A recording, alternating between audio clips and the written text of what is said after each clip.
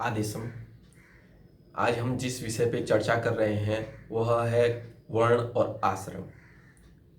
वर्ण जो हमारे शास्त्रों में बताए गए हैं, 4 प्रकार के वर्ण हैं: ब्राह्मण, क्षत्रिय, वैश्य और शूद्र।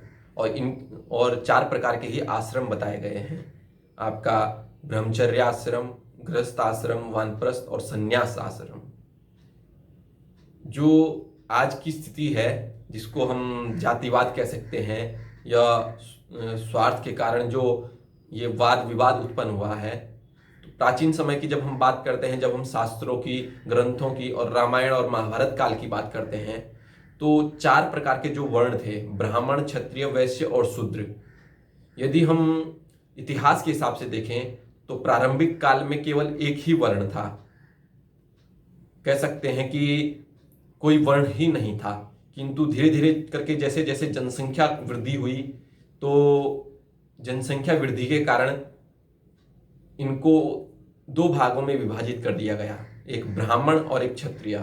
जो जानकारी देते थे, जो एक नियम बनाते थे और उस नियम का अनुसरण करवाते थे, उन्हें ब्राह्मण कहा गया। और जो लोगों को, जो अपने समुदाय की रक्षा करते थे या जानवरों से या अन्य किसी व्यक्ति विशेष से अपने समुदाय की रक्षा करते थे, उन्हें क्षत्रिय कहा गया।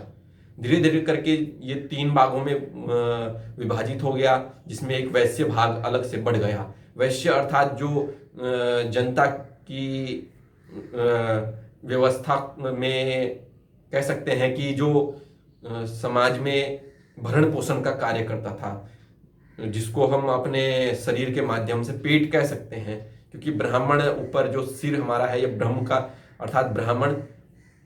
छात्र बल हमारे बाहु जो है, और जो यह उदर से ऊपर ये जो स्थित कहा गया है, इसको वैश्य कहा गया है। तो जो भरण पोषण का कार्य करते थे उन्हें वैश्य कहा गया। और बाद में जो सेवादार कह सकते हैं, या जो बाद के जो दास्य, जिनको दास कहा गया, वे शूद्र कहलाए। दास्य एक और समुदाय बाद में बना, लेकिन उसके बाद फिर नष्ट हो गया। लेकिन जो सेवक वो शूद्र कहलाए। तो ऐसा नहीं था कि प्राचीन समय में ये जातिवाद था। प्राचीन समय में यदि हम शास्त्रों की बात करें तो पहले जो कर्तव्य के आधार पे, कर्म के आधार पे ये जो वर्ण थे, कर्म के आधार पे बंटे थे। आप चाहे भगवत गीता ले लीजिए, चाहे आप महाभारत ले लीजिए, चाहे रामायण ले लीजिए, चाहे आप अपना वेद वगैरह, शास्त्र वगैरह ले लीजिए, उपनिषद ले लीजिए, सब में जो हमारे वर्ण हैं उनको कर्म के आधार पर ही बांटा गया। लेकिन धीरे धीरे करके ये प्रथा लुप्त हो गई। इसका कारण था ब्राह्मणवाद। जब आपका बौद्ध धर्म से लगभग 300-400 साल पहले, जब हमारे ऊपर बौद्धों से पहले जब हमारे ऊपर ब्राह्मणों का अधिकार था हमारे राज्य पे या हमारे देश में, तो ब्राह्मणों ने एक नीति अपनाई कि जब ब्राह्मण का जो बेटा है, भले वह पढ़ा लिखा ना हो, ब्रह्म का ज्ञाता ना हो, वेदों का ज्ञान उसको ना हो, लेकिन फिर भी वह उसका अधिकार समाज के ऊपर हो। तो जब हम इस ओर ध्यान देते हैं तो उन्होंने केवल अपने वर्चस्व को बनाए रखने के लिए और इन शास्त्रों में या धर्म शास्त्रों में या ग्रंथों में कुछ ऐसे परिवर्तन किए, जिसके कारण हमें मानना पड़ा कि नहीं, सर्वोच्च स्थान ब्राह्मणों का ही है। और ये कर्म के आधार को हटा करके जातिगत आधार पे इन वर्णों का एक समावेश किया गया।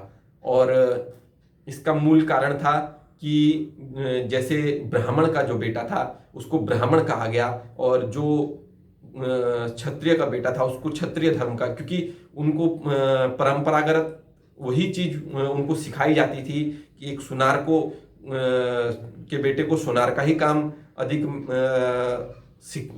शिक्षा उसको उसी से मिलती थी। एक लोहार के बेटे को सीखने के लिए लोहे का काम ही मिलता था। तो धीरे धीरे करके लोग इसी में ढल गए और यह जातिगत अनुसार बन गया।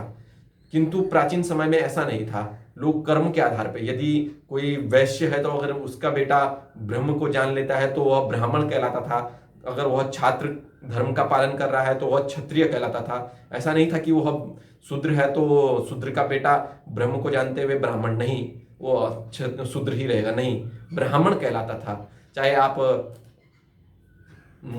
वेद व्यास जी को ले लीजिए, वह तो एक शूद्र के ही पुत्र थे। आप वाल्मीकि जी को ले लीजिए, उन्होंने ब्रह्म ज्ञान को प्राप्त किया तो ब्राह्मण कहलाए। आप विश्वामित्र जी को ले लीजिए, वह एक क्षत्रिय थे, लेकिन जब उन्होंने ब्रह्म को जान लिया तो वह ब्राह्मण कहलाए, ऋषि मुनि तपस्वियों के समुदाय में गिने गए। तो उसका मूल कारण था कि लोगों के अंदर जो उस समय शास्त्रों के अंदर जो गड़बड़ी हुई या गड़बड़ी की गई, उसके कारण लोगों की मानसिकता धीरे धीरे करके वैसे ही हो गई, और यह जो वर्णवाद था वह जातिवाद में बदल गया, और लोग इसके अनुसार ही ढल गए।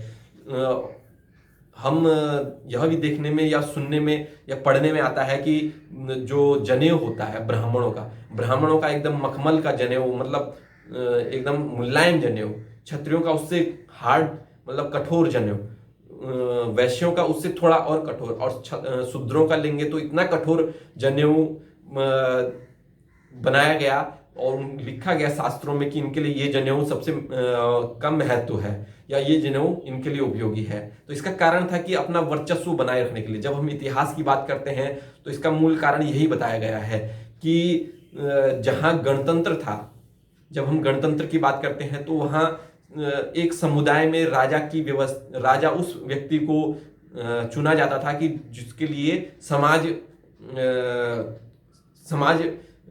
कहे कि हाँ ये सही व्यक्ति है, तो समाज जिसको चुनता था, जिनको व्यक्ति या सामूहिक तरीके से लोग चुनते थे। किंतु जहाँ राजतंत्र था, राज्य की प्रथा थी, वहाँ कहा जाता था कि जो ब्राह्मण लोग हैं वही धर्म अनुष्ठान करके या कुछ ऐसे अनुष्ठान करके राजा को उस लायक बनाते हैं जब वह ईश्वर के समान हो जाता है। और राजतंत्र में उसी राजा का अधिकार होता है जिसको एक विधिवत धर्म अनुष्ठान करके उस लायक बनाया जाता है। तो इस कारण से जो ब्राह्मण थे उनका वर्चस्व बढ़ गया और उन्होंने अपने अनुसार शास्त्रों को ढालकर उस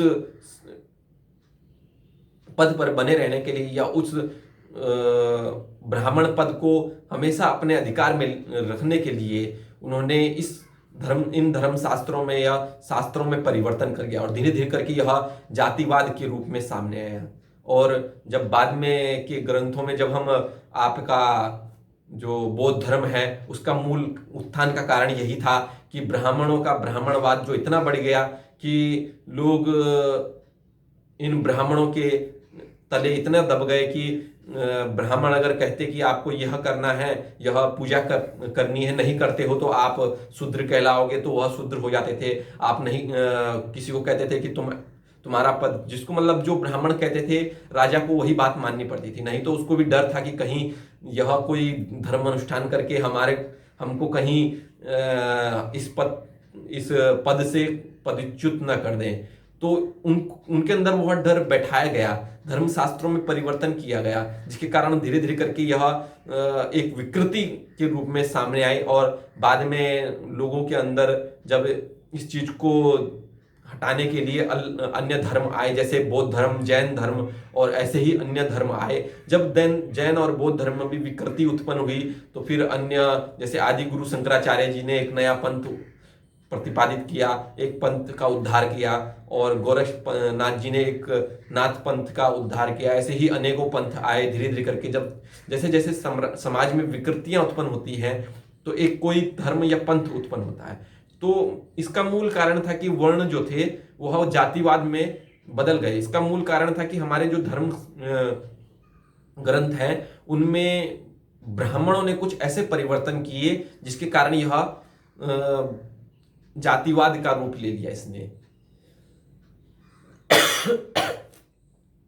और बाद में यह जातिवाद ही आगे चल के इतना कुरूरवाद बन गया कि लोग इससे इतने दब गए और धीरे धीरे करके यह आज खत्म हो रहा है। लेकिन अभी भी हमारे समाज में जातिवाद इतना है, पंथवाद या धर्मवाद।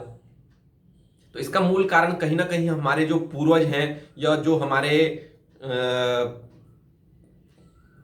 कमजोर तबके के या ऐसे व्यक्ति जो अशिक्षित थे, पढ़े लिखे नहीं थे, उनको बहका करके, फुसला करके और उनके ऊपर वर्चस्व रखने के लिए केवल हमारे धर्म शास्त्रों में परिवर्तन करके, केवल इसलिए कि उनके ऊपर वर्चस्व बनाए रखें, हम अपने पद को बनाए रखें, इसलिए ऊंचे पद वालों ने नीचे पद वालों को दबाना शुरू किया और यही बाद में जातिवाद और धर्मवाद का रूप ले लिया और इसी का कारण आज हमें देखने को मिलता है।